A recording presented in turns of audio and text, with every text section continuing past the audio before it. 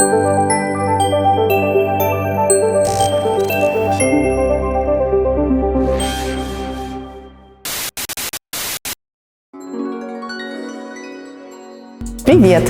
Меня зовут Анастасия Безверхая. Я представляю издание Talking Drugs. Совместно с коллегами из Drug Users News каждые 2 месяца мы рассказываем вам о новостях наркополитики и снижения вреда из нашего региона. Переходим к основным темам. Свобода как улика. В России сотрудники ФСБ пришли с обыском домой к правозащитницам Айдане Федосик и Светлане Аршавской, которые представляют организацию, помогающую людям, употребляющим наркотики. Преступники без преступлений. В Украине за последние 4 года более 80% осужденных по наркостатьям получают судимости за хранение психоактивных веществ без цели сбыта. На пороге больших изменений. Литовский парламент принял поправки в первом чтении к действующему закону о наркотиках, которые касаются декриминализации хранения небольшого количества психоактивных веществ. Силами сообщества.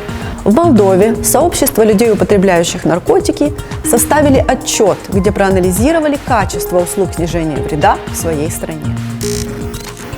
Детская народная статья. В России суды стали в 3 раза чаще отправлять подростков в тюрьмы по наркотическим статьям, при этом назначая им большие сроки. Обучение через чтение. Евразийская ассоциация снижения вреда презентовала первый выпуск журнала «Чек», в котором планирует обсуждать разные вопросы, касающиеся употребления психоактивных веществ. Следим за мировыми трендами. Сегодня в английском языке все реже используется термин «марихуана» в пользу каннабиса и конопли. Расскажем, с чем это связано.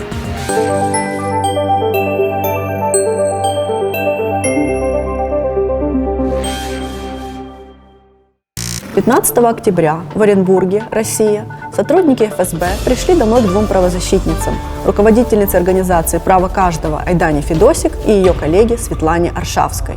По оперативной информации силовиков, они могли быть причастны к распространению наркотических средств. По итогам обыска никаких наркотиков найдено не было. По мнению правозащитниц, это была попытка запугать и надавить на них в связи с их профессиональной деятельностью, которая не нравится местным властям. Несмотря ни на что, мы продолжаем. Мы делаем правильное, важное и нужное дело. И нам не плевать на будущее наших детей. Ничего не бойтесь и не оставайтесь равнодушными. Сегодня организация «Право каждого» занимается защитой прав людей, употребляющих наркотики, профилактикой ВИЧ и помощью осужденным. Более 80% осужденных по делам о наркотиках в Украине получают судимость за их незаконное хранение для собственного употребления. Эту ответственность сегодня определяет статья 309 Уголовного кодекса Украины. Так, в 2020 году 8500 человек оказались в местах лишения свободы. Это каждый 8-й от общего количества заключенных в Украине. Эта ситуация является следствием того, что пороговые размеры наркотиков, за которые наступает уголовная ответственность, ничтожно малы. На сегодня 309 статья Уголовного кодекса Украины – это повод для манипуляции и репрессий со стороны правоохранительных органов по отношению к наркозависимым людям.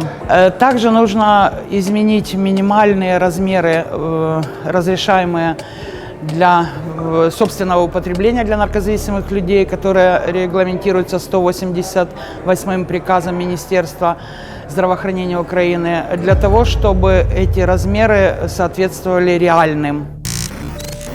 Литва все ближе к отмене уголовной ответственности за хранение психоактивных веществ без цели сбыта. 14 октября парламент Литвы одобрил поправки к закону, которые касаются декриминализации хранения небольших количеств наркотиков. 65 членов Сейма проголосовали за поправки, 40 были против, а 4 человека воздержались. Чтобы изменения вступили в силу, необходимо провести еще одно голосование.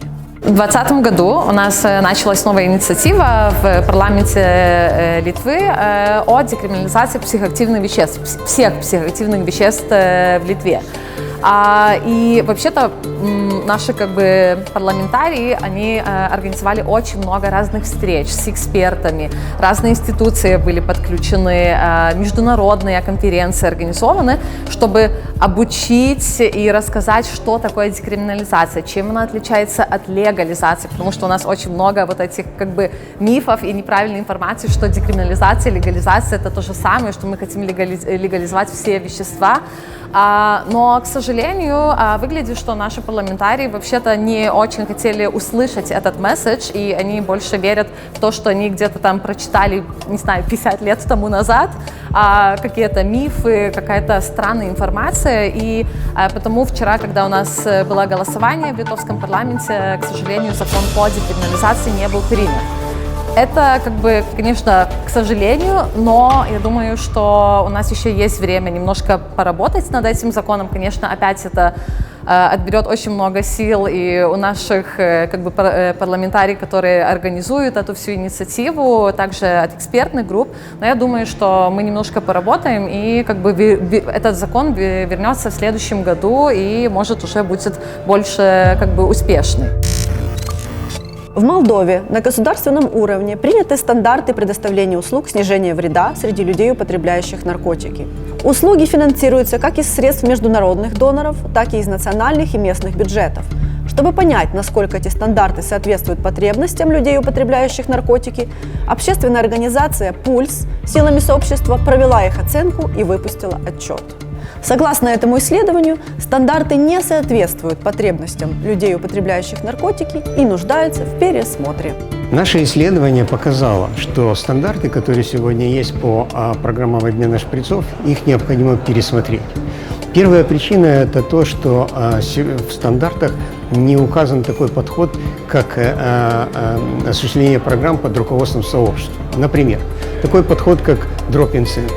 Второе – это тот базовый пакет услуг, он на сегодняшний день не актуален, современный наркосцен. И его тоже необходимо пересмотреть для того, чтобы адекватно отвечать на эпидемию ВИЧ. Сегодня в России лишение свободы подростков является главным принципом государственной наркополитики. Российские суды стали чаще отправлять несовершеннолетних в колонии по делам о наркотиках. При этом вынесенные обвинительные приговоры стали строже. За 2020 год за наркотическое преступление в стране осудили 1321 подростка. Примерно 30% или же 389 детей получили реальные сроки, то есть их отправили в колонии и другие пенитенциарные учреждения. 175 детей получили от 3 до 5 лет лишения свободы. Это 45% от общего числа осужденных подростков. В последнее время в России наблюдается такая тенденция, что все больше и больше подростков садятся в тюрьму за преступления, связанные с наркотиками. И, как правило, это закладчики, некоторые из них являются наркопотребители, но в основном это ребята, которые хотят просто подзаработать немножко денег и считают, что нашли такой нормальный источник дохода себе. К сожалению, эта тенденция набирает обороты, и все больше и больше таких людей садится в тюрьму. Но мы считаем, что все-таки людей не нужно сажать за эти преступления в тюрьму. В первую очередь с ними должна проводиться комплексная, нормальная работа. И у человека нужно спрашивать, а что же, собственно говоря, его или ее подтолкнуло к такому решению, чтобы стать закладчиком. Да? Потому что если мы говорим, например, о подростках, которые уже употребляют наркотики, то для них в принципе отсутствуют как таковые услуги, которые были бы предназначены специально для них. И начать, наверное, нужно с того, чтобы такие услуги стали доступны. Дальше мы должны уже заниматься другими структурными проблемами, которые толкают этих людей на, например, то, чтобы они становились закладчиками. То есть это, допустим, проблемы бедности, да, решение проблемы трудоустройства, проблемы психического здоровья. В общем, целый клубок проблем. Евразийская ассоциация снижения вреда презентовала новый журнал «Чек». Это издание для людей, употребляющих наркотики, экспертов, активистов, а также для тех, кто хочет узнать больше о наркополитике в нашем регионе. Первый выпуск журнала «Чек» посвящен исследованию темы новых психоактивных веществ и ответным мерам на появление этих веществ в нашем регионе. Мы запустили новый журнал, потому что многие активисты, специалисты, даже при наличии пособий, методических рекомендаций, не очень понимают в простых словах, как работает снижение вреда. Для отдельных веществ отдельные компоненты снижения вреда. И журнал «Чек» – это очень просто об основах снижения вреда, о том, чтобы своими словами любому активисту, любому специалисту социальной работы было понятно. Ага, это работает так, раз, два, три. Вот чек-лист, что именно нужно для того, чтобы организовать снижение вреда. И первый журнал, естественно, о снижении вреда для потребителей новых психоактивных веществ.